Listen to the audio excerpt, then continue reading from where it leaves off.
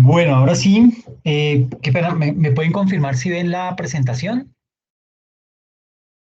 Sí, señor, impuestos Perfecto. departamentales. Ok, muchas gracias. Sí, profesor. Ok, gracias. Entonces, digamos que con el ánimo de entender ese impacto y digamos o sea, qué tan representativos son los impuestos departamentales para el gobierno nacional.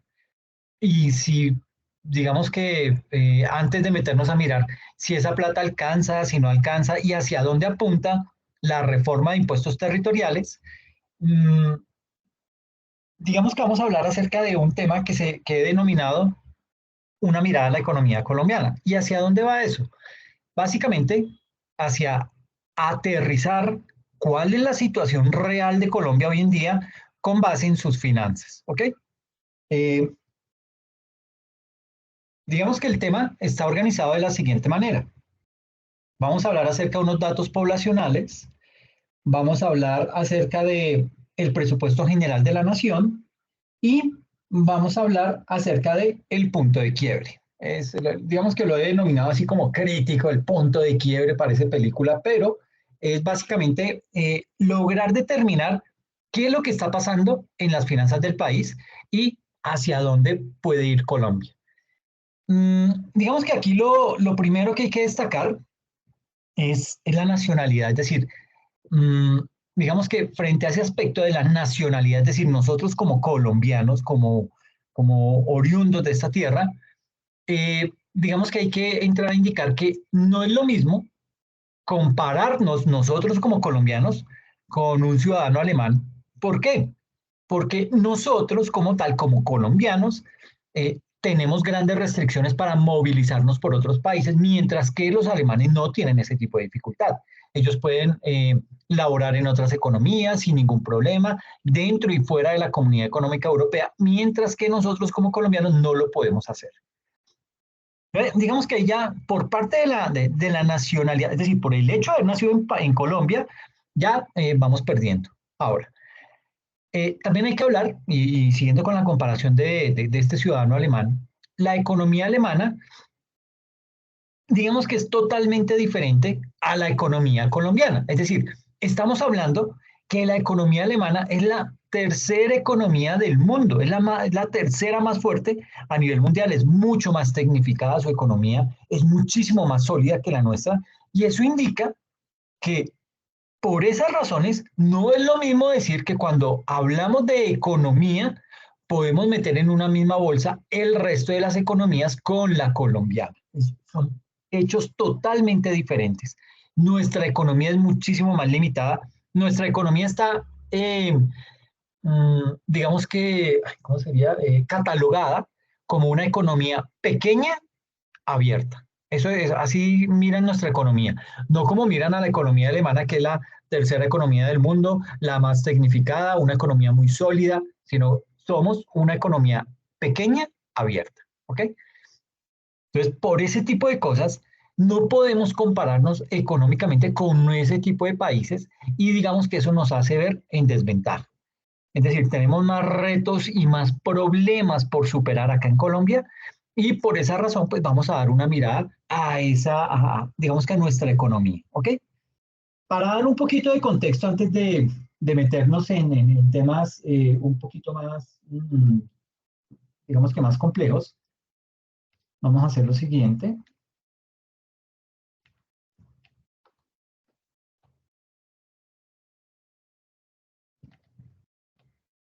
Voy a entrar a esta página.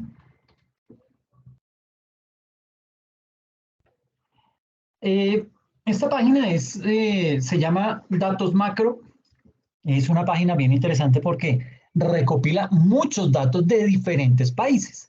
Y en este caso he querido mirar el tema de la pirámide de población en nuestro país. ¿Ok? Bajo esa perspectiva, digamos que esta es nuestra pirámide a hoy. ¿Ok? Que de pirámide no tiene nada. Esa es nuestra pirámide poblacional. Pero sí, digamos que aquí en diciembre de 1962, imagínense el récord que tiene esta pirámide, de 1962 al 2023. Entonces, básicamente aquí lo que estamos viendo es que esto es una verdadera pirámide, ¿sí? Tenemos una gran cantidad de personas, de niños naciendo, ¿sí? Mire que la base de la pirámide deben ser más niños, niños entre 0 y 4 años. A nivel de hombres, nacían 1.648.000 en 1962, que equivalía al 9,6% de la población, y a nivel de niñas, nacían, a ver si me muestra el dato, aquí, a nivel de mujeres, nacían 1.609.000 mujeres al año, es decir, representando el 9,42%. Es decir, si sumamos tanto niños y niñas, tenemos que ahí en la base de la población está el 18% de la población. ¿Listo? Niños de 5 a 9 años ya pues empieza a disminuir, ya son apenas 1.342.000, ¿sí? Frente a las niñas que son 1.331.000, y así sigue la población reduciéndose a medida que la edad va aumentando. Ese es el deber ser. ¿Qué va pasando? Que en la medida en que va pasando los años, ¿sí? Mire, por ejemplo, en 1966 ya estamos hablando que la población de niños de 0 a 4 años es de 1.818.000, ya vamos perdiendo más o menos alrededor de 100.000 hombres, niños, y a nivel de mujeres vamos por el orden del 1.771.000, y la brecha se va reduciendo. Entonces, esa población, esos 100.000 que hacían parte de los niños de 0 a 4 años, ya pasan a ser población de 5 a 9 años. Entonces se va aumentando esa población. Pasa a 1.532.000 a nivel de hombres, y a nivel de mujeres 1.509.000, es decir, 3 millones de personas en edad de 5 a 9 años, y así sucesivamente. Va subiendo, y mire que en la punta de la pirámide están las personas adultas mayores, pero que son muchísimo más pocas, ¿ok? Entonces, por ejemplo, aquí tenemos personas entre 60 y 64 años, hombres, son apenas, en 1966 eran apenas 156.000 personas, y a nivel de mujeres, 172.000 mujeres, ¿ok? Y así sigue aumentando. A nivel de mujeres, de 65 a 69 años, 132.000 mujeres, y hombres, 105.000. Mire que a nivel de cuando nacen más niños, ¿sí? Que niñas, pero llegan a una edad más avanzada las mujeres que los hombres, ¿ok? Y eso se explica porque pues nosotros como hombres sufrimos más, tenemos una vida muchísimo más compleja, en fin, ustedes ya saben. Entonces, pues digamos que se reduce nuestro índice de vida, pero el de las mujeres es mucho más amplio. Ahora, esto es 1966. ¿Qué pasa en el 70? Miren que ya la población de 0 a 4 años casi que equipara a la de 5 a 9 años, ¿ok? Se está reduciendo el margen de población. Miren que casi estaban naciendo el 10% de hombres y el 10% de mujeres, y ya aquí estamos apenas naciendo el 8,37% de mujeres, y a nivel de hombres el 8,61%, ¿ok? Crítico, es decir, cada vez van naciendo menos niños en el mundo. Y eso es una condición bien compleja. Y la población sigue acumulándose en esos... ¿Perdona? Ok. Y la población se sigue acumulando entre los 5 a 9 años, 10 y 14 años y 15 a 19 años. Ya la edad, digamos que personas, digamos que jóvenes adultos de 20 a 24, pues ya son un poco más reducidos, apenas el 4% de la población a nivel de hombres y el 4,26% a nivel de mujeres, y así sucesivamente. Si miramos la edad de 60 a 64, hombres 178.000 y mujeres 195.000. Y lo más alto de la pirámide, personas mayores a 80 años, mujeres 47.000 y hombres apenas 33.000. ¿Listo? ¿Qué va pasando con el paso del tiempo? Mire que aquí ya para 1975 está totalmente equiparado la edad de 0 a 4 años en hombres con la de 5 a 9, y muy cercana de la de 10 a 14 años. Y la misma tendencia la tienen las mujeres. Tal cual. Mire, 7,25 mujeres, hombres 7,46 de 0 a 4 años. Y ya la población se ha reducido, o sea, hemos perdido un 50% de la población. ¿Por qué? porque los teníamos, bueno, no un 50%, pero un 25% de la población, porque estábamos primero en un 10% y ya nos encontramos en un 7,46%, y lo mismo a nivel de mujeres, ¿ok? Y sigue creciendo la población, se sigue acumulando en estas franjas, ¿ok?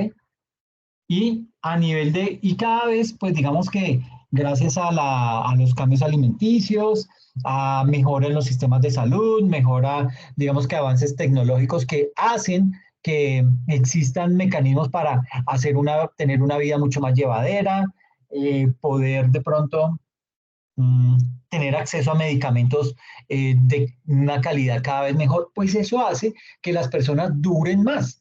Y a nivel de 60 a 64 años, mire que ya hay 214.000 hombres y a nivel de mujeres 238.000, ¿sí?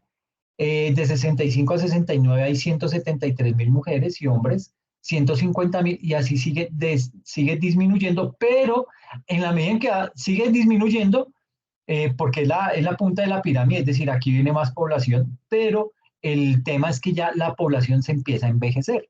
Es decir, todos los que estaban aquí en edad de 30 a 34 años, al cabo de 13 años, pues ya fácilmente están en este rango de edad. Entonces, esto es lo que se va aumentando y estas personas siguen y siguen y siguen viviendo, lo cual pues está bien, pero eso le representa un mayor gasto a, para la economía nacional. ¿Ok? Miremos qué pasa en el 80. Perdón, en el 81. Entonces, mire que aquí en el año 81, a pesar de que se ha reducido la población muchísimo más, eh, sigue siendo, aquí vuelve y se recupera algo de digamos que la base de la pirámide vuelve a crecer un poco, aunque los otros ítems ya están mucho más juntos, ¿sí? Es decir, están naciendo cada vez menos, pero se están concentrando en este tipo de rangos de edades, ¿ok? A nivel de hombres, de 0 a 4 años, hay apenas el 2.017.000 y de niñas, ahora no lo muestra. Ok. Y a nivel de mujeres, 1.941.000, pero en edades de 60 a 64 años ya son 241.000 hombres y 270.000 mujeres. De 65 a 69, 216.000 mujeres y 188.000 hombres, y así sucesivamente. Sigue agrupándose cada vez más personas en la punta de la pirámide. ¿Ok? ¿Qué pasa en el 90? Que vuelve y casi que se equiparan. Miren que los rangos de edad de 25 a 29 años ya están muy cercanos a los de 20 a 24, cercanos a los de 15 a 19, se distancian un poquito.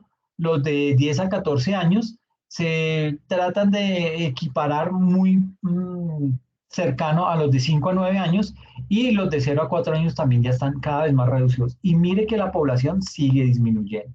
¿Ok? Arrancamos con un 10% y mire que ya vamos en un... ¿Por qué no me muestra? Ok, ya vamos en un 6,46%. Es decir, hemos perdido 3,54% de la población. Han dejado de nacer 3,54% niños, y de niñas han dejado de nacer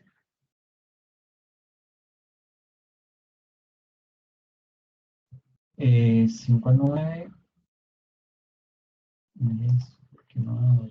y mujeres 6,20%, es decir, si estábamos en el 10, han dejado de nacer el 3,8% de mujeres en Colombia. Y la pirámide se sigue agrupando en estos sectores. Y estamos en el 90, ¿ok? Y a nivel de 60 a 64 años sigue creciendo la población, 335.000 hombres y 381.000 mujeres. Estamos hablando de 740.000 personas en ese rango de edad. Y aquí ya, pues, digamos que sigue disminuyendo, pero nótese que cada vez los cuadritos son más anchos, es decir, hay más población que está llegando a esos rangos de edad. Mire, por ejemplo, mayores de 80 años, a nivel de hombres, 88.000 hombres y 125.000 mujeres. ¿Listo? Para la década del nuevo milenio, arranca ya, la población de 5 a 9 años supera a la base de la pirámide, a los de 0 a 4 años, lo supera básicamente en 100.000, poco menos de 100.000 en niños, y en mujeres, digamos que más o menos 70.000. Entonces, partiendo de eso, digamos que el tema aquí ya comienza a volvérsele un problema para el país. La población se sigue acumulando en este tipo de segmentos, ¿sí? Aunque sigue siendo población activa, población que todavía es activamente laboral, y lo cual es bueno, también eso significa que cada vez más estas personas van a ir avanzando en edad y van a llegar a convertirse en cada vez más adultos mayores. En 60-64 en el Miri ya estamos hablando de 450.000 hombres y 525.000 mujeres. De 65 a 69 años, o 428 mujeres, 428.000 y 363.000 hombres, y así sucesivamente hasta llegar a la punta de la pirámide. Mayores de 80 años, ya estamos hablando de 156.000 hombres y 220.000 mujeres. ¿Listo? 2010. Entonces, la pirámide ya, esto empieza a tener como una apariencia de botella, ¿sí? En donde, mire que ya la población de 5 a 9 años, la población de, espérenme, lo echamos a andar de nuevo.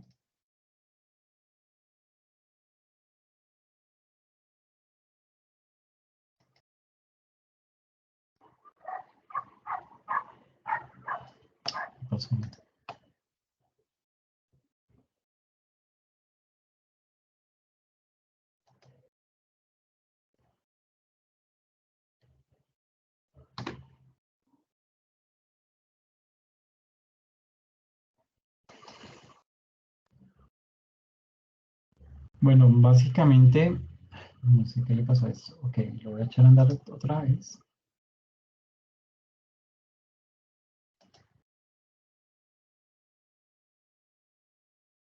Mira, pues parece que, bueno, ahí va.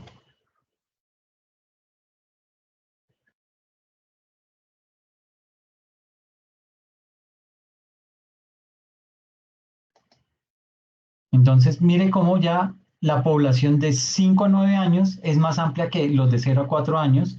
Los de 10 a 14 años superan a los dos anteriores. Los de 15 a 19 años superan a los anteriores, ¿sí? Y ya apenas los de 20 a 24 años medio superan al rango anterior.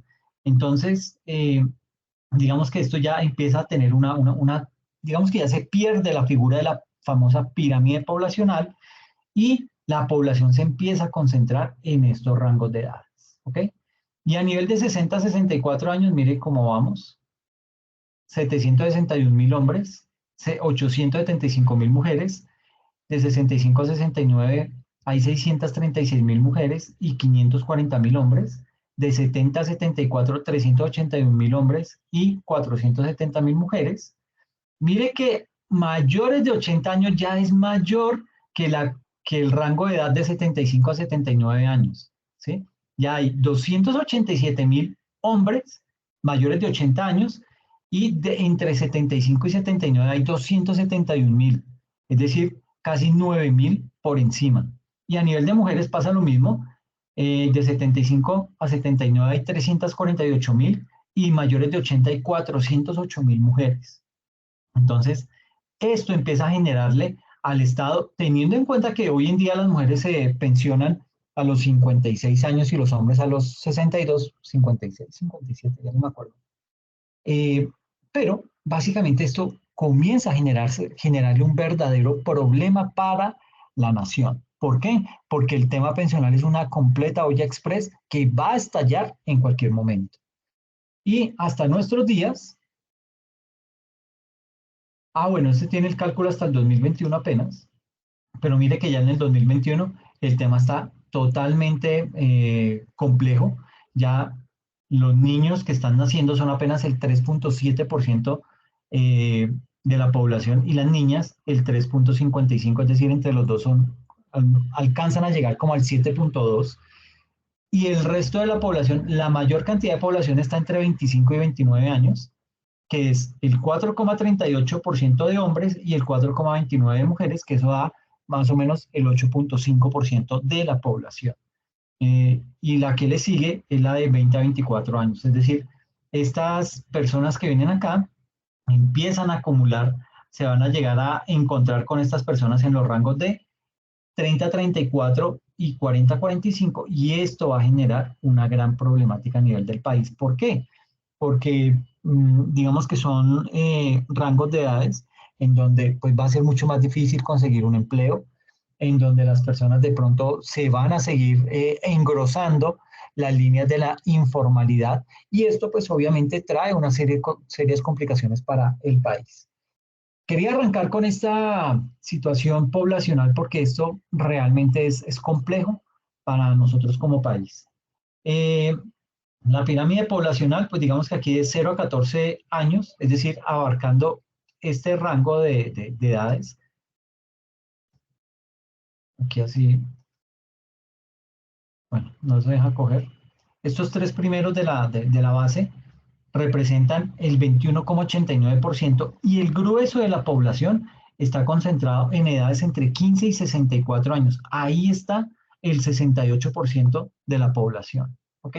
Y superiores mayores de 64 son casi el 10% de la población, que va a seguir aumentando. Entonces, esto como para que lo tengan presente, esta es una cruda realidad de lo que es nuestro país hoy en día frente al tema de la población y lo que nos está costando como país el que no nazcan la cantidad de niños que se necesita. Aquí esto está un poquito más discriminado, es cómo se ha venido comportando con los diferentes censos.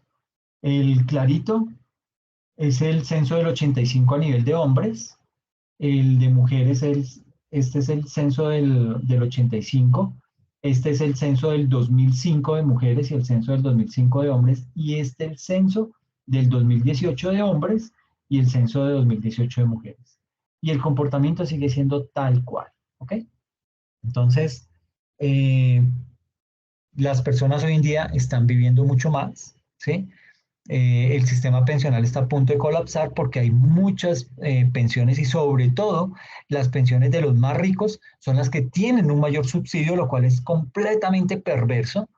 Son esos famosos subsidios que se denominan como subsidios regresivos. ¿Por qué? Porque benefician a los que no debería beneficiar. A los más ricos los está beneficiando. Y hay tantas personas que no logran obtener una pensión. ¿Por qué? Porque estos subsidios se los están dando a ese tipo de población. ¿Ok?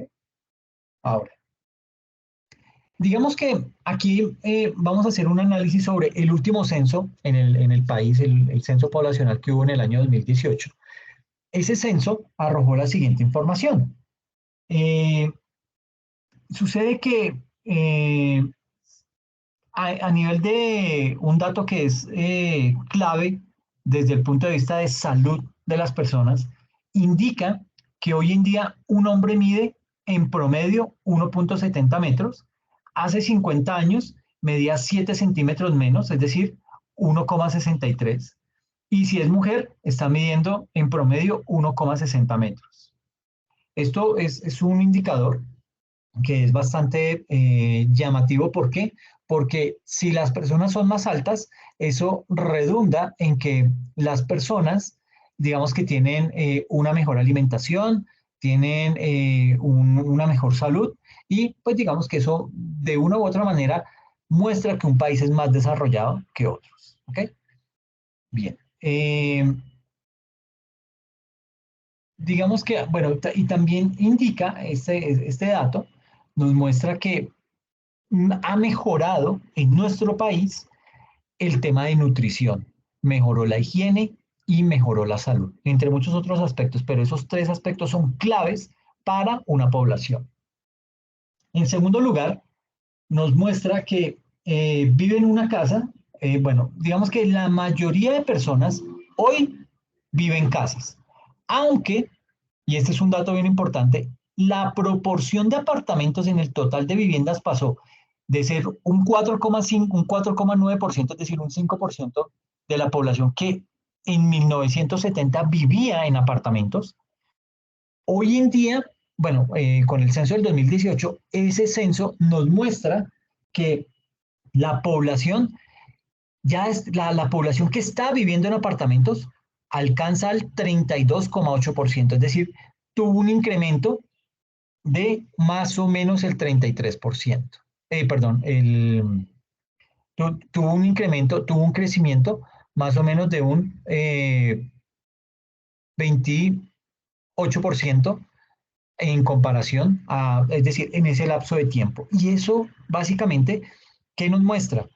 Que la población se ha vuelto significativamente más urbana, ¿ok? Que las grandes ciudades, digamos que se han convertido en polos poblacionales y allá es donde se concentra la mayor cantidad de gente. Es decir, muchas personas están dejando el campo, prefieren irse a vivir a las ciudades, a pasar necesidades, pero porque de pronto encuentran una mayor posibilidad que les permita tener algún tipo de empleo, mejorar su índice de vida, etcétera, etcétera. Pero ese es un indicador fuerte. Además, también porque si ustedes miran, por ejemplo, esto pasa en todas las grandes ciudades del mundo, en Bogotá ocurre lo siguiente, y es que cambiaron el POT. Ese POT anteriormente decía que únicamente se podían construir edificios en ciertos sectores de la ciudad hasta 6 o 7 pisos, ¿sí? De resto, no permitían hacer un tipo de construcción mucho más alta. ¿Por qué? Porque pues siempre se ha temido que va a haber un terremoto muy fuerte y pues digamos que bajo esas perspectivas se tenía predispuesto a ese tipo de situaciones. Entonces, no construyamos edificios tan altos porque en caso de un terremoto, entonces pues vamos a tener más problemas. Y pues básicamente eso, ¿qué ha hecho? Que digamos que la ciudad se siga expandiendo, ¿sí? Eh, Alcance ya otro tipo de municipios, ¿sí? Municipios aledaños que se han ido adhiriendo a lo que es Bogotá y eso pues básicamente eh, digamos que tiene grandes complicaciones. ¿Por qué? Porque digamos que no es lo mismo vivir en un pueblo, ¿sí? En un municipio más pequeño en donde los servicios públicos son más baratos, en donde el impuesto predial es más barato, en donde el impuesto de vehículos es más barato, diferente a que la ciudad, que Bogotá haya absorbido, por ejemplo, como le pasó a Engativá, como le pasó a Bosa, como le pasó a Suba, ¿sí? Que eso eran pueblos que con el crecimiento de Bogotá se fueron adhiriendo a Bogotá. Y ahora ese tipo de pueblos perdieron esos beneficios que tenían anteriormente, ¿sí? Como lo que les digo, un costo de vida mucho más barato, ya con el ritmo de vida de Bogotá, pues todo se encarece, las personas empiezan a pagar más por impuestos, empiezan a pagar más por arriendos y se eleva el costo de vida. Eh, Desde la óptica de las mujeres, si es mujer, hoy en día, bueno, para el año 2018, una mujer tiene en promedio 2 hijos. En 1973 estaba teniendo 3,3 hijos. Usted mira, ¿cómo así que 3,3? Pues básicamente lo que se hace es se toma la población y se saca el promedio. Y da que una mujer por lo general tenía 3,3 hijos. Hoy en día tiene 2 hijos, ¿ok? Yo creo que para el 2023 ese indicador ya ha bajado, debe estar por ahí en un 80 y algo, ¿m? Pero eh, la tendencia es a la baja. Y todos lo vemos. ¿Desde qué sentido? Los jóvenes, eh, digamos que nosotros los jóvenes estamos pensando, mentiras, los jóvenes pues básicamente tienen una mentalidad hoy en día de no, yo quiero trabajar, pero quiero también viajar, yo no quiero endeudarme, porque digamos que de una u otra manera han visto lo que sus padres han padecido, lo que les ha costado sacar adelante esta familia y ellos dicen, no, mire, yo sé que de una u otra manera el hecho de tener hijos me genera una obligación mayor.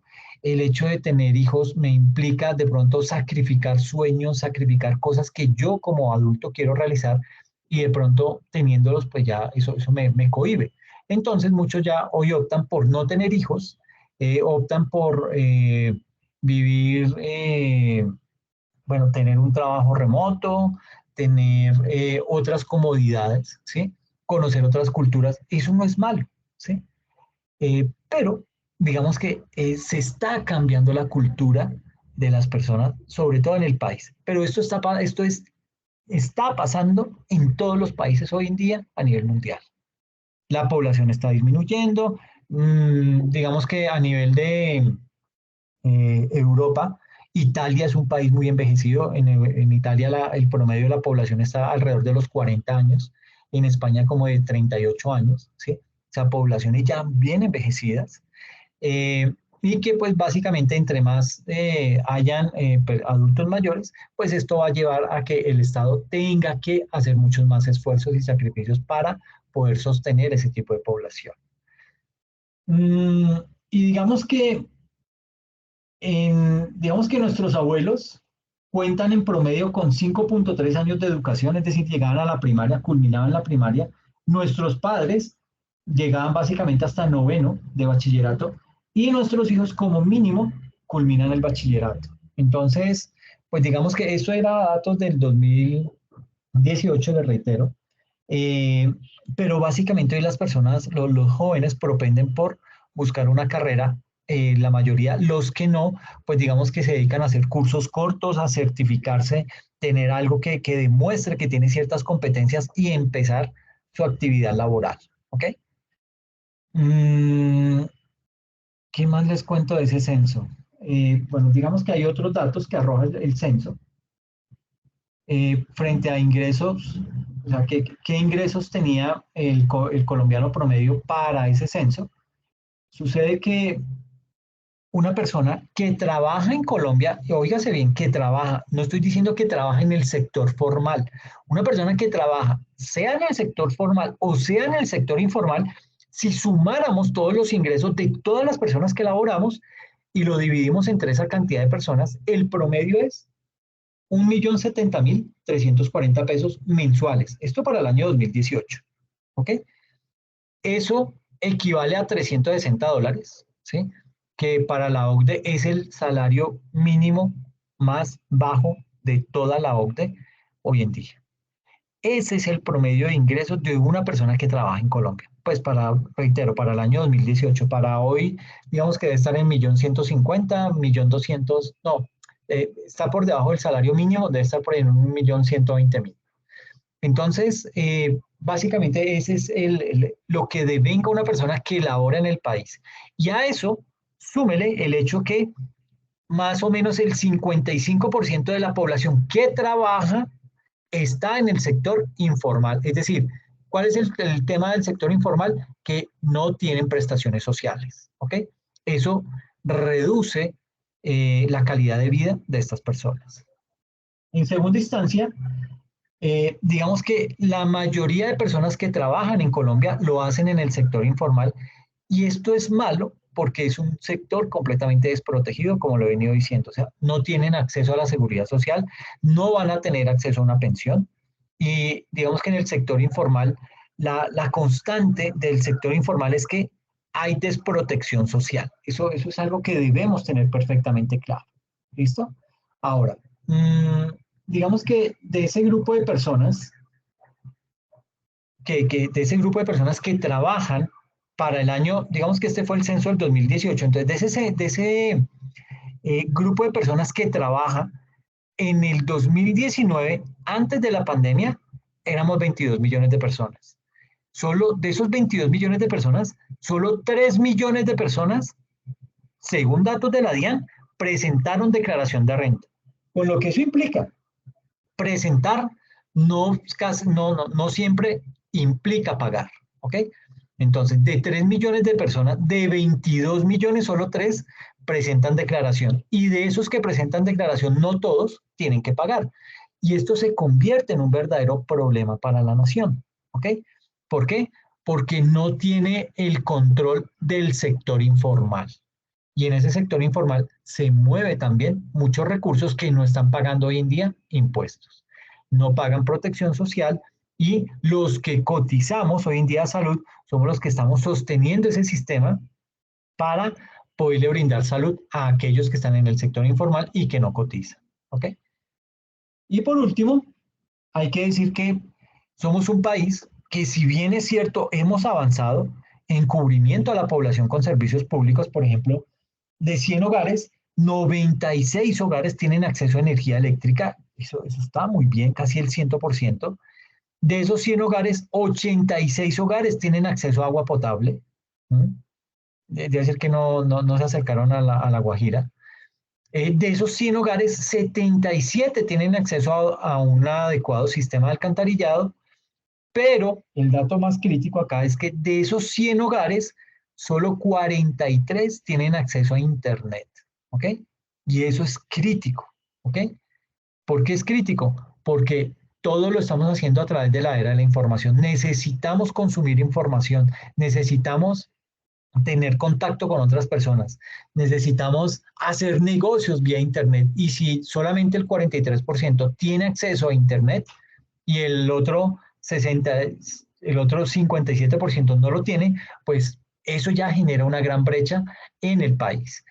Y de esos 100 hogares, 67 tienen acceso a gas domiciliario. Ahora bien, en Colombia se ha convertido en un verdadero problema el bajo cubrimiento de Internet y esto agravó aún más el manejo de la pandemia. ¿Okay?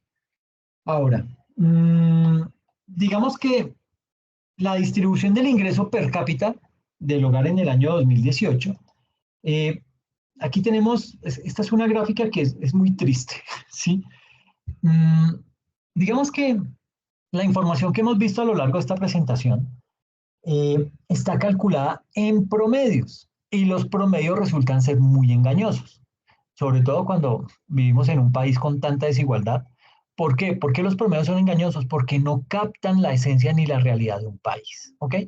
En esta gráfica podemos observar cómo está la distribución de los ingresos en el país y esa gráfica se hizo tomando el nivel de ingresos de una familia y ese total de esos ingresos de esa familia se divide por el número de personas que viven en ese hogar y eso me arroja un indicador que se conoce como el ingreso per cápita del hogar. Entonces, suponga usted que en un hogar hay 5 personas. Entonces está la mamá, está el papá y está el hijo mayor. Los tres trabajan. Suponga que los tres ganan el mínimo, 1.160.000. Por tres estamos hablando de 3.420.000 pesos. Esos 3.420.000 pesos los dividimos entre 5. ¿Sí? ¿Por qué? Porque son 3 adultos y 2 niños. Entonces, ese dato, eso nos indica cuál es el ingreso per cápita del hogar. Y fijémonos aquí en los colores de la gráfica. Los colores dividen grupos de población dependiendo de ese ingreso per cápita del hogar. Entonces nos encontramos con cosas tan críticas como que el 7,2% de la población, ¿sí?, se encuentra en situación de pobreza extrema. ¿Por qué pobreza extrema? Porque su ingreso per cápita está entre 0 y 117.604 pesos. El 7,2% de la población. Luego, de esa población en pobreza extrema, viene lo que es la población pobre, y esa población pobre es el 20%. Son los que devengan entre 117.605 pesos y 257.432 pesos. O sea, ¿qué persona se sostiene con 257.000 pesos al mes? Ninguna. Luego viene la población vulnerable, que son el 40%.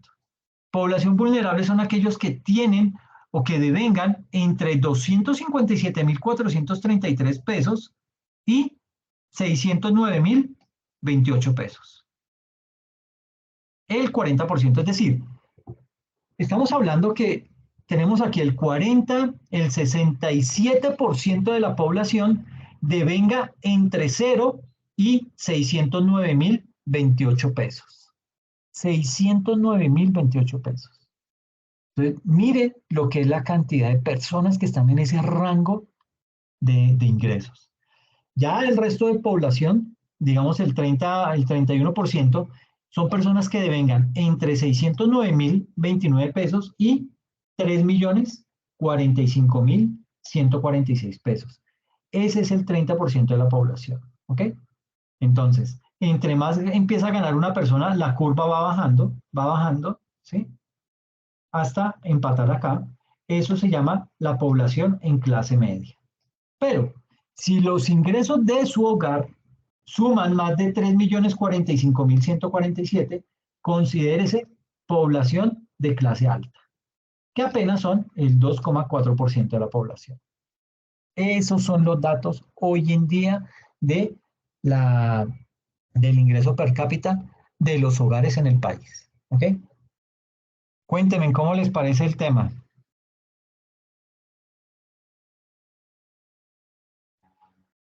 Profe, muy interesante.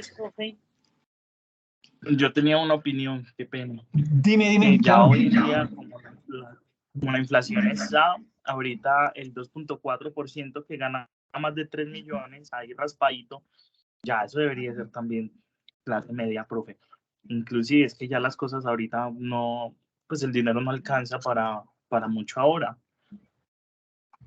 Sí, completamente cierto. El tema inflacionario nos golpea y sobre todo golpea más a la clase menos favorecida, porque ellos, pues Claro, digamos que viven viven al día y pues sus gastos digamos que se multiplican al tener una inflación cada vez más alta.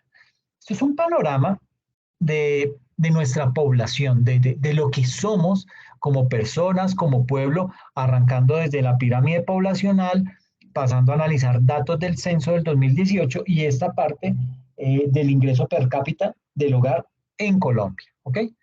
Pero esto se tiende a complicar. Eh, digamos que, ¿por qué se dice que Colombia es el país más desigual de la región? Cuando hablamos de la región, estamos incluyendo ahí a toda América Latina y el Caribe. Entonces encontramos que hay un indicador, el indicador Gini, dice que ¿cómo se mide la desigualdad? Cuando el 10% más rico gana X cantidad de veces más que el 10% más pobre. Entonces, por ejemplo, mire usted a un Bolivia. En Bolivia la desigualdad es mucho más amplia que la de Colombia. En Colombia, en Bolivia, el 10% más rico gana 94 veces más que el 10% más pobre. ¿Sí? Esto es crítico. ¿Sí? Ahora, Colombia, que es el que le sigue, en Colombia el 10% más rico gana 60 veces más que el 10% más pobre. Y así está Honduras, le sigue Haití, le sigue Panamá con 50 veces, Paraguay con 38 veces, Salvador con 38 veces y Ecuador con 35 veces. Y usted me dirá, pero es que, profe, desigualdad hay en todas las economías, ¿sí? Ricas, pobres, siempre va a haber desigualdad. Sí, ese es un dato con el que tenemos que vivir. Pero también usted me puede decir, pero y es que además mire con los que nos estamos comparando, con Bolivia, con Honduras, con Haití, con Panamá, Paraguay, El Salvador, el Ecuador, mirámonos con unos más grandes, unos más de economías más fuertes. Ok, en ese orden de ideas, pues Colombia es el más desigual, ¿sí? ¿Por qué? Porque el 10% más rico se gana 60 veces lo que se gana el 10% más pobre. Argentina, que es más o menos la economía número 11 o 13, está entre el 13 y el 11, la economía más fuerte del mundo, tiene el dato del indicador Gini en donde el 10% más rico gana 31 veces lo que gana el 10% más pobre. Chile, 26 veces más, digamos que el 10% más rico gana 26 veces lo que gana el 10% más pobre. Perú igual 26%, 26 veces, México 21 veces, Brasil 16 veces. Es decir, entre este dato sea cada vez menor, indica que hay menos desigualdad. ¿Ok? Mire cómo está Estados Unidos, 18 veces, el 10% más rico gana 18 veces lo que gana el 10% más pobre. Uruguay 12 veces, España 10 veces. Eso es así es como se mide la desigualdad. Es un dato de pronto muy genérico, esto puede tener críticas, pero digamos que el tema es empezar a mirar cómo se empieza a combatir este tipo de situaciones. Ahora, esto sigue siendo de desigualdad y aquí viene una cuestión bien importante y es todo lo que tiene que ver con el presupuesto general de la nación. Para el tema del presupuesto general de la nación, vamos a mirar lo siguiente.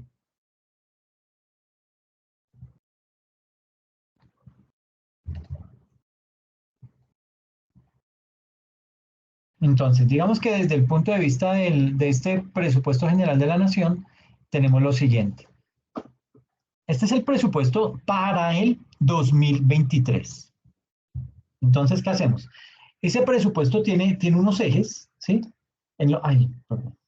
Tiene unos ejes en los que se centra con el ánimo de poder distribuir ese presupuesto. Entonces, los ejes son tema que tiene que ver con estabilidad macroeconómica, con ordenamiento territorial hacia la paz total, con seguridad humana y la justicia social, con derecho humano a la alimentación, con transición energética y con convergencia social regional. Esos son los ejes que maneja hoy en día el presupuesto general de la nación.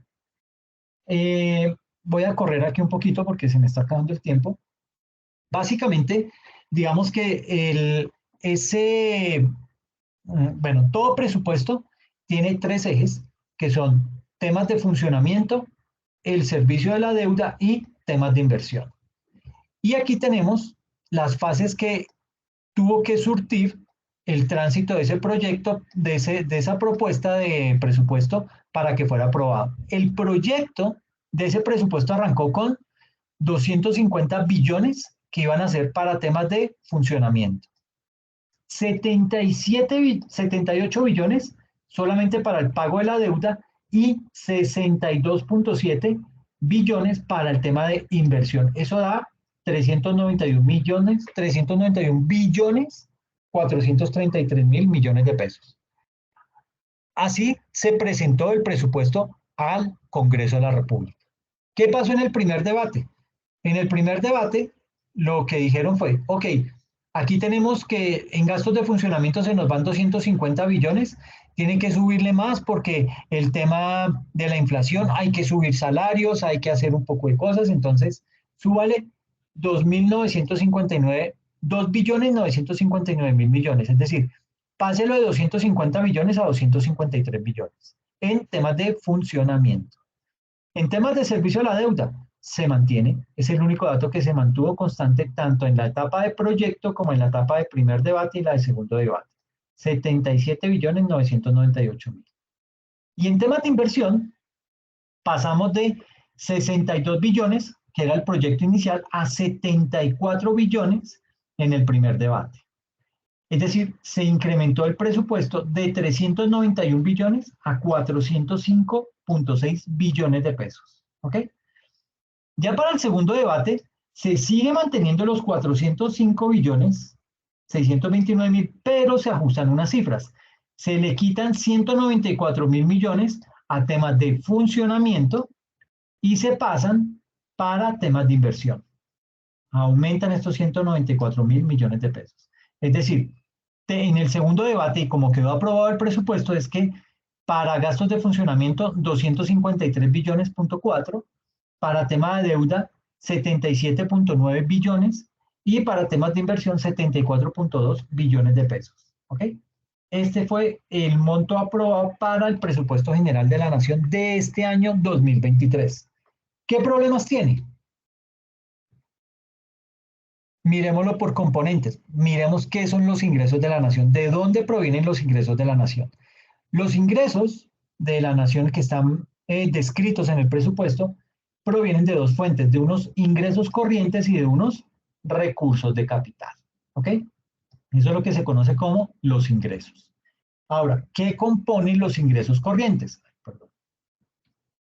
Los ingresos corrientes están clasificados en ingresos tributarios, en no tributarios y en otros aportes, mientras que los recursos de capital provienen de los establecimientos públicos, de los recursos del balance y de los recursos del crédito.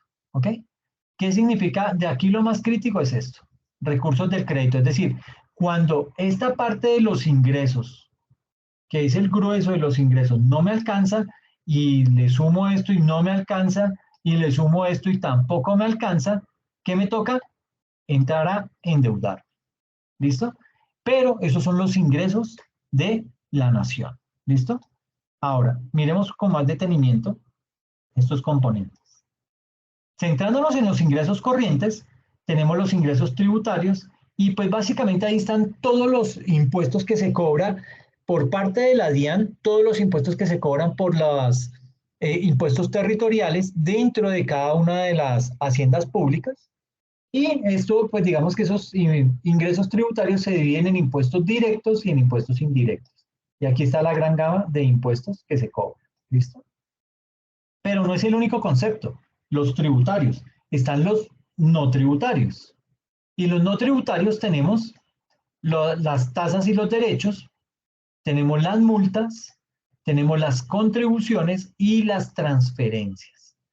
Transferencias, ahí la más destacable son las regalías, en donde pues anteriormente, ¿qué se hacía? Cada empresa, por ejemplo, la BP, encontraba un pozo petrolero, le pagaba unas regalías a esa región en donde se encontraron ese pozo petrolero. ¿Y qué pasaba? Que esa plata se la robaban de frente y sin ningún tipo de vergüenza. Entonces, así las cosas, ¿qué pasó? El gobierno por allá en el año 2013, 2014 dijo, mire, ¿sabe qué? Vamos a quitar esta guachafita. Yo como gobierno nacional, ustedes empresas, me van a consignar a mí como gobierno nacional esas regalías y yo las voy a distribuir a nivel de todo el país. ¿Ok? Entonces les quitaron ahí ese ingreso que era muy fuerte, pero que solamente servía para que se lo robaran. Eso los no tributarios, y vienen los otros aportes, que son unos aportes que provienen del rubro nacional y departamental. ¿Listo? Ahora veamos los recursos de capital. Los recursos de capital, como les decía, lo componen los recursos del balance, es decir, todas las utilidades que generan las empresas que son propias del Estado o aquellas empresas en donde el Estado tiene la mayoría accionaria. ¿Ok? Entonces, esas empresas prestan unos servicios o venden, comercializan algunos productos y gracias a eso obtienen unos rendimientos, unas utilidades. Esa utilidad pasa a parar como un ingreso para la nación. ¿Ok? Luego, tenemos los establecimientos públicos que generan unas rentas propias y unos recursos de capital, y tenemos los famosos recursos del crédito. Es decir, cuando todo lo otro se me acabó y no me alcanza, yo tengo que ir a endeudarme, y me puedo endeudar de dos formas, con crédito interno o con crédito externo. ¿Ok? Este es el mapa completo de los ingresos, de cómo están constituidos los ingresos en el presupuesto general de la nación. ¿Listo? Ahora, ¿cómo está distribuido esos ingresos en este presupuesto para el 2023?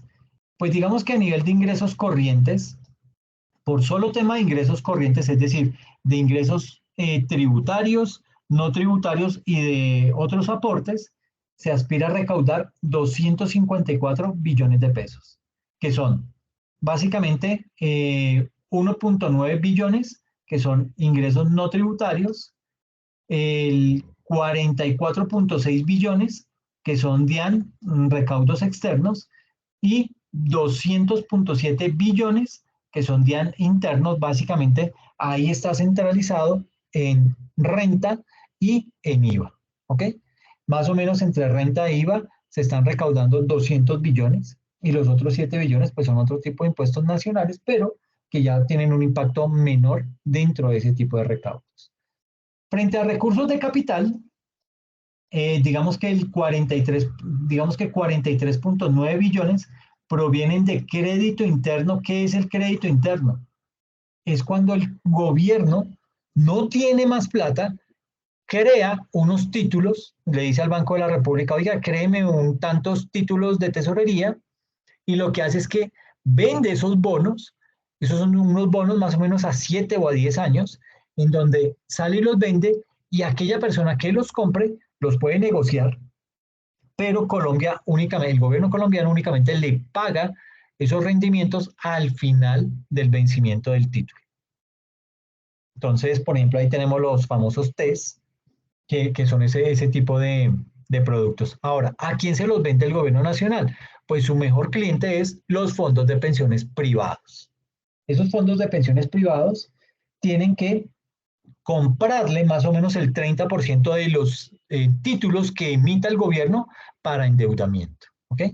Entonces, para allá va a parar muchos de esos ahorros que ustedes tienen en los fondos de pensiones. Otros pues los dedican a construir vías que, como han podido observar, la vía al Sol o la vía, ya me olvidó cómo se llama, sí, creo que la vía al Sol ya está totalmente deteriorada.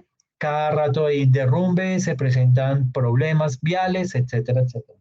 Pero eso fue plática, fue un negocios que el gobierno anterior otros gobiernos anteriores le han dado al sector financiero. Digamos que 24 millones se van a recaudar vía crédito externo. ¿Qué es eso del crédito externo? Que cuando yo no logro vender todos los títulos que saco a la venta, que el 30% me los compran los fondos de pensiones, yo digo, bueno, salgo a venderlos acá, a otros mercados. Eh, no se logra vender en su totalidad y entonces me lo llevo al exterior. En el exterior me dicen, no, pero esos, digamos que esos títulos que usted está emitiendo Colombia están pagando muy poco interés y además hay un nivel de riesgo muy alto. Entonces yo prefiero llevármelos para una economía mucho más fuerte, por ejemplo Estados Unidos, y además ahora con el tema inflacionario y con la subida de las tasas de interés, está pagando un interés muchísimo más alto que el colombiano. Entonces, no solamente es más seguro y el riesgo se minimiza inmensamente, sino que también les van a pagar muchísimos más intereses. Entonces, el gobierno, ¿qué hace? No puede vender esos títulos, no le queda otro camino más que ir a pedir préstamo. ¿Cómo pide préstamo un país? Va a los multilaterales, que son Fondo Monetario Internacional, Banco Interamericano de Desarrollo, Banco Mundial, entre otros, y le dice Colombia, le dice, mire, tengo un problemita económico, necesito tantos millones de dólares, a ver si usted me los presta. Y el Banco Mundial, por ejemplo, le dice, claro, sí, no hay ningún problema. Yo se los presto, pero tráigame un proyecto de cómo va a gastar esa plata, cómo la va a invertir. Entonces llega el gobierno muy juicioso, hace todo su plan y le dice, listo, mire, esto así se lo voy a pagar a 50 años y de a tanto. Ok. Entonces dice el Banco Mundial, mire, me parece muy bien, muy chévere la propuesta, pero usted lo que tiene que hacer es lo siguiente. Yo le doy la plata y usted va a quitar los subsidios de los servicios públicos a todo el país, se los tiene que quitar. Tiene que acabar todo el tema de subsidios a la gasolina. Todos esos subsidios que se han creado los debe eliminar. ¿Por qué? Porque yo, Banco Mundial, debo garantizar que esa plata usted me la va a devolver. Pero usted no me va a poder devolver eso en el lapso de tiempo que me dice. ¿Por qué? Porque ese pago de subsidios le quita muchos recursos al flujo de caja de un país. Entonces, ¿qué hacen esos multilaterales? Si bien es cierto, es una plática que no le cobran interés, y si cobran un interés es muy bajo, eh, también es cierto que ellos tienen injerencia en las políticas públicas del país. Entonces, imagínense un presidente que tenga una mala reputación, que le haya ido mal en su mandato, que vaya y le quite los subsidios a los servicios públicos a la población más vulnerable. Pues este man se acaba de fregar, se pegó una lápida a la espalda. Entonces, eso no le conviene a los gobiernos. Entonces, ¿qué hace? Dice, no, muchas gracias, señor Banco Mundial. No, no, no me sirve. Gracias. Y se va para la banca comercial. Banca comercial que le dice, claro, Colombia, yo le presto los millones de dólares que usted necesite. Usted me deja ignorada tales empresas, tales represas y todo eso. Y en la medida en que me vaya pagando, pues digamos que yo le voy devolviendo. Pero la tasa de interés es mucho más alta. ¿Ok? Entonces, se tiene que endeudar en un crédito mucho más costoso para poder obtener los recursos que necesita. Y digamos que ahí por recursos de capital aspira a recaudar 115.8 billones de pesos para este año 2023. Desde el punto de vista de los establecimientos públicos, aspira a recaudar 19.7 billones de pesos, ¿sí? ¿De dónde? Del ICBF 3.4 billones, del FUTIC 2.1 billones, del Aerocivil 1.9, del SENA 1.9 y otros 10.4 billones de pesos. Y a nivel de fondos especiales, aspira a recaudar 13.2 billones, de esos 2.9 billones son de SOAT y FONSAT, 2.7 billones son de salud, policía y fuerzas militares, 1.1 billones son del sector justicia y otros por 6.5 billones de pesos. Es decir, por ingresos corrientes llegan 62.7% del presupuesto general de la nación, que son 405 billones, estos 405, el 62% proviene de ingresos corrientes, por recursos de capital entran el 28.5%, por fondos especiales entra el 3.3%, rentas para fiscales el 0.7% y por establecimientos públicos el 4.9%. Así es como están divididos esos ingresos de la nación. ¿Listo? Ahora, comparemos los ingresos del presupuesto del año 2022 con los ingresos del presupuesto del año 2023. ¿Y qué nos encontramos? Que esta franja azul difiere de esta franja azul. ¿Ok? Es mucho más amplia la franja de los ingresos corrientes para este 2023 que la misma franja en el año 2022. En el gobierno de Duque se esperaba recaudar el 48.5% del total de los ingresos. Acá en este tipo de presupuesto se aspira a recaudar el 62.7% vía ingresos corrientes. ¿Ok? Entonces, pues digamos que aquí a grandes rasgos uno puede observar que hay una mejor, digamos que una mejor apropiación en este presupuesto nacional frente al tema de recaudo por ingresos corrientes que lo que había en el presupuesto del año pasado. Es decir, solamente en tema de ingresos corrientes se tuvo un crecimiento o un incremento del 48.8% de ingresos corrientes en el año 2023 frente a los ingresos corrientes del año 2022. Para el tema de recursos de capital, el gobierno anterior aspiraba a endeudarse en un 41.7% del presupuesto, es decir, en 146 billones de pesos. En este presupuesto, gracias a que estos ingresos aumentaron, los recursos de capital se aspira a endeudar el gobierno en 115.8 billones de pesos, que representa el 28.5%, es decir, tuvo una caída esos recursos de capital desde el punto de vista del endeudamiento en un 21%. ¿Ok? Y en los otros indicadores, en fondos especiales, tuvo un recaudo del 3.9%. Aquí en el 2023 se espera a nivel de fondos especiales un recaudo del 3.3%, es decir, baja un menos 2.8%. Y en tema de establecimientos públicos, tenían unos recaudos equivalentes al 5.3%, aquí baja al 4.9%, pero en términos monetarios, aquí se está recaudando apenas 18.7 billones y acá se está recaudando 19.7 billones. Eso implica un crecimiento del 5.4%. Y en tema de rentas para fiscales, si bien es cierto el porcentaje es el mismo, el 0.7% en ambos, como el monto del presupuesto es más alto para el 2023 que el del 2022, el 0.7% de 352 billones es 2.4 billones, mientras que el 0.7% de 405 billones es 2.7 billones de pesos. Es decir, en términos monetarios, se tuvo un incremento del 9.9%. ¿Ok? Eso es básicamente el tema con los ingresos en el presupuesto general de la nación. Ahora, ¿qué pasa con los gastos? ¿Cómo nos vamos a gastar esa plata? Pues básicamente tenemos que hay tres tipos de gastos. Gastos de funcionamiento, gastos de deuda, es decir, cómo vamos a pagar las deudas y qué vamos a invertir. ¿Ok? Básicamente, en gastos de funcionamiento se aspira a gastar 253.4 billones. ¿En qué se los gasta? En transferencias a otros departamentos, a otros municipios. ¿Por qué? Porque es que la DIAN también recauda, por ejemplo, el IVA, y ese IVA lo tiene que transferir a esas otras ciudades que son las que deben mirar ese tipo de recaudo en qué lo van a invertir.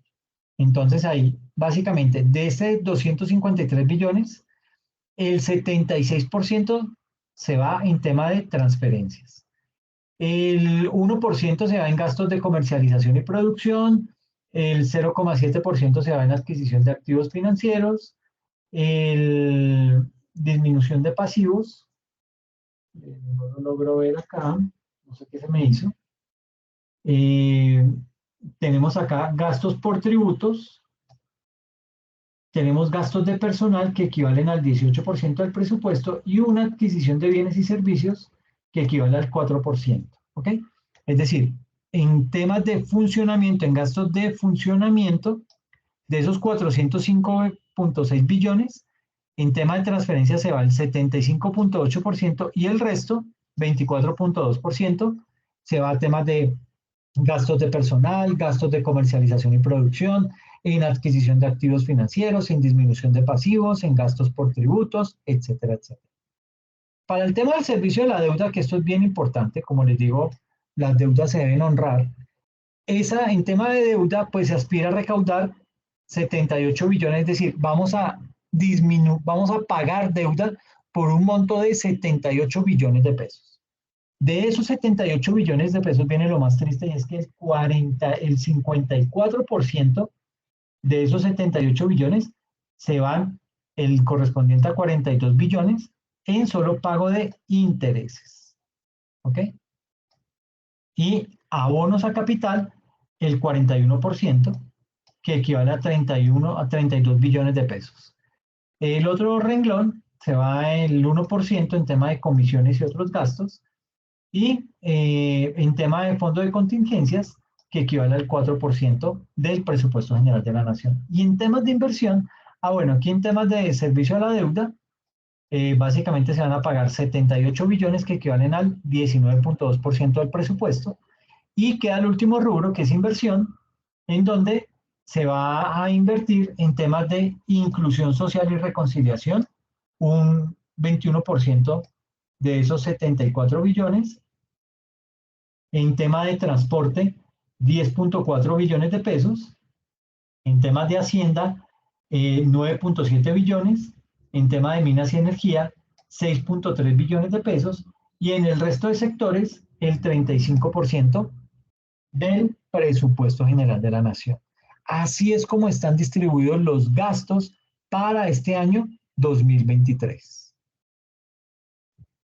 Esto ya es una información mucho más detallada, con temas de eh, gastos de funcionamiento, ¿sí? Aquí para resaltar, ay, perdón, si me he puesto porque no toman, bueno.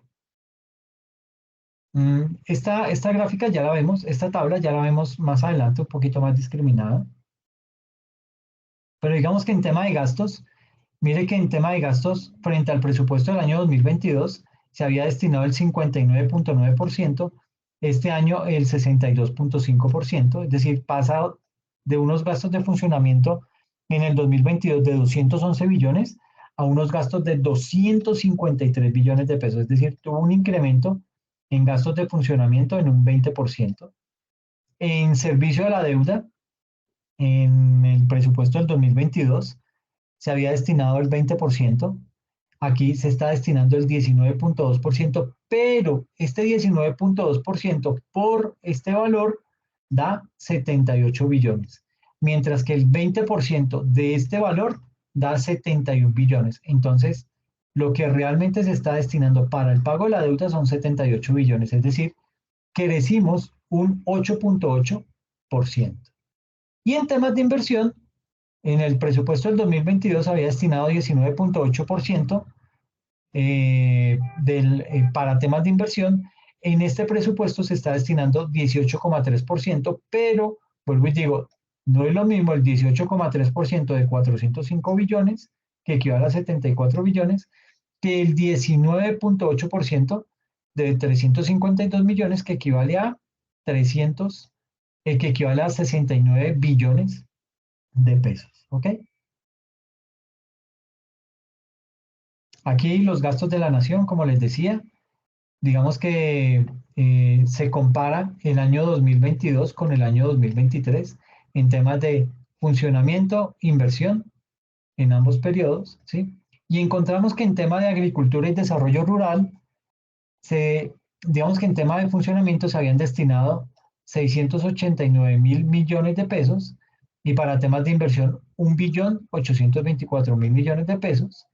Eso da 2.513.000, y para este año, en solo agricultura y desarrollo rural, el monto de la inversión, el monto de los gastos de la nación se crecen más o menos hasta el orden de 4.88 billones de pesos. ¿Ok? Es decir, tuvo un incremento del 62.6%. Hay otros sectores que tienen gran influencia, por ejemplo, ciencia, tecnología e innovación. Es un sector que debería tener mucho más dinero para disponer, pero apenas se le está destinando 331.000 millones de pesos. Para este año se le destinó 401 billones de pesos, lo cual representa un crecimiento de 21.4%. Hay otros ítems, por ejemplo, el de cultura creció un 22.4%, el de Hacienda creció un 124%, el de Presidencia de la República cayó un 41.6%, ¿sí? Es decir, son más austeros en este gobierno que en el anterior. Y en tema de sistema integral de verdad, justicia, reparación y no repetición, tuvo un incremento en sus gastos del 22.1%. Esta es la curva que muestra cómo han ido creciendo los gastos de la nación. En el 2000 eran apenas 7 billones, ¿sí? Para el 2001 crece a 11 billones, para el 2005 pasa a 12.5, pero en el 2009 se dispara a 31 billones 190 mil pesos. Pasa el 2013 a recibir 43 billones de pesos, en el 2015 46 billones, cae lentamente hasta el año 2018 en 38 billones de pesos, luego en el 2019 sube a 41 billones, en el 2020 a 43 billones, pero ya por tema de la pandemia se incrementa el gasto de 43 billones a 59 billones de pesos. Y para el año 2022 fue unos gastos de 69 billones, y para este 2023 se espera que los gastos sean de 74 billones de pesos. Esto es ya un complemento de información en donde básicamente lo que quiero mostrar acá es la brecha, es decir, esta línea, la línea negra, representa los tributos que recauda el país en diferentes momentos de tiempo, ¿sí? Todos estos años. Y la línea punteada representa el gasto. Entonces, nótese cómo el gasto está siempre por encima de los tributos. ¿Qué pasa en la década, en el quinquenio del 60 al 65? Que básicamente los gastos eran mayores que los ingresos, y cómo subsanaba el gobierno nacional en esa época ese déficit que tenía. Pues básicamente llamaba al Banco de la República, que era un subordinado del presidente, y le decía: oiga, imprímame tantos millones de pesos que necesito porque estoy en déficit. Y corría al Banco de la República y imprimía el dinero, y se equiparaba los tributos con los gastos. ¿Ok? Pero eso duraba poco. Luego vuelve y se disparan más los gastos que los ingresos. Vuelve el gobierno, llama al Banco de la República y le dice: oiga, imprímame más dinero, inyéctelo a la economía, y eso hace que se equiparen ese desfase que tenía el gobierno en tema de inversión, en tema de recaudo. Luego vuelve y se dispara el gasto, mire esa brecha tan terrible. Y el gobierno aquí, digamos que lo que opta es por subir los impuestos, ¿sí? Pero como ve que eso no le alcanza, le toca tomar la decisión de mirar cómo vuelve a imprimir dinero para poder equiparar los gastos con los ingresos. Y llega una etapa muy particular para el país, y es la Constitución del año 91. Esa Constitución, ¿qué hizo? Hizo varias cosas. La primera fue darle independencia al Banco de la República, es decir, el gobierno ya no podía seguir llamando al Banco de la República y decir: oiga, imprímame tantos millones de pesos que los necesito. Cero, eso se acabó. ¿Ok? Entonces, Cuando eso pasa, mire cómo la curva del gasto se empieza a incrementar drásticamente. Se comienza a separar más los gastos que los recaudos por impuestos. ¿Y por qué se incrementa el gasto? Porque básicamente la Constitución del 91, ¿qué hizo? Trajo mucha implementación de derechos de los ciudadanos que lo que hacía era exigir, por lo general vía tutela, la reclamación de los servicios la reclamación de los derechos que esa persona sentía se le habían vulnerado. Y eso pues obviamente tiene un costo al interior del Estado. ¿Okay?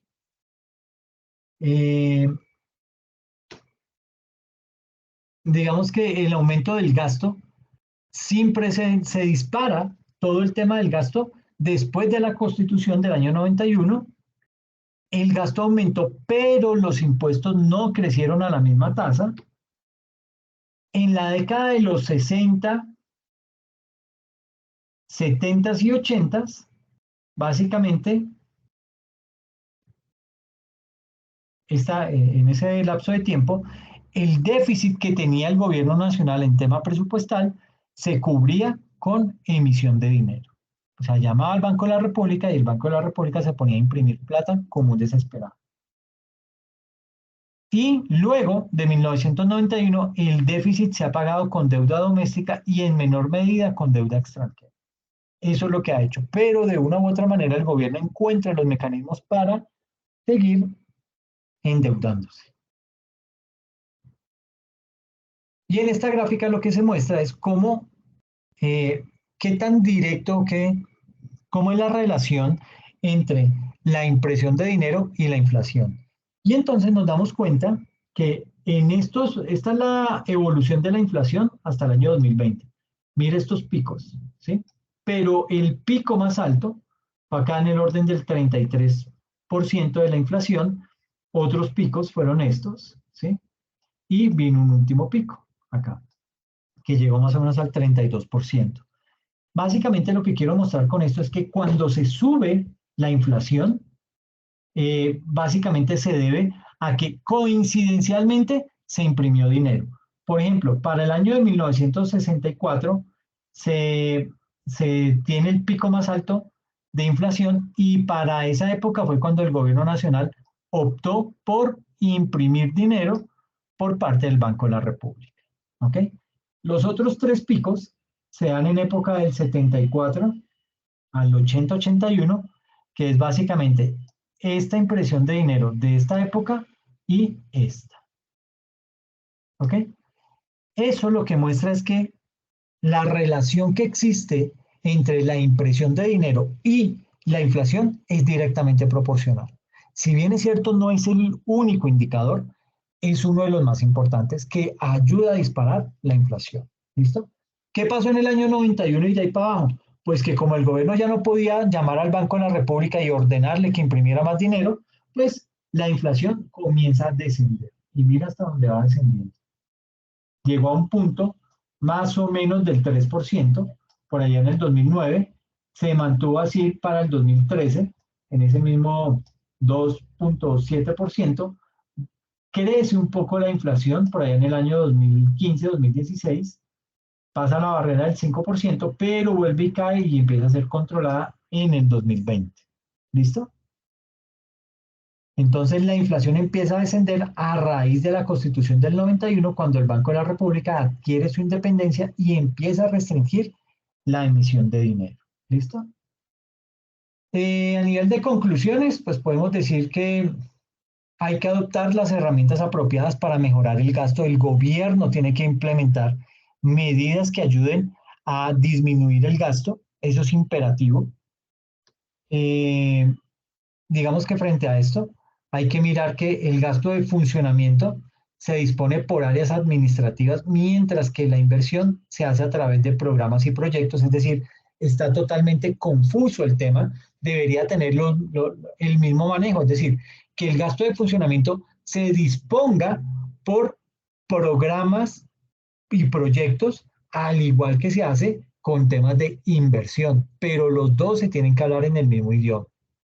En segunda instancia, tenemos que la ausencia de programa de gasto como agregador presupuestario, esto dificulta el enfoque de resultados en el presupuesto, o sea, hace que nuestro presupuesto sea difícil de armar, sea difícil de conciliar. Y en tercera instancia, la carencia de evaluaciones del gasto origina una débil conexión entre las decisiones presupuestales y el desempeño de las diferentes políticas. ¿Okay? Esto pues básicamente es un tema mucho más amplio, ¿sí? Pero quería ponerlos en contexto frente a la situación real del país hoy en día y ver cómo nos encontramos. No sé qué opinan frente al tema, ya para ir cerrando.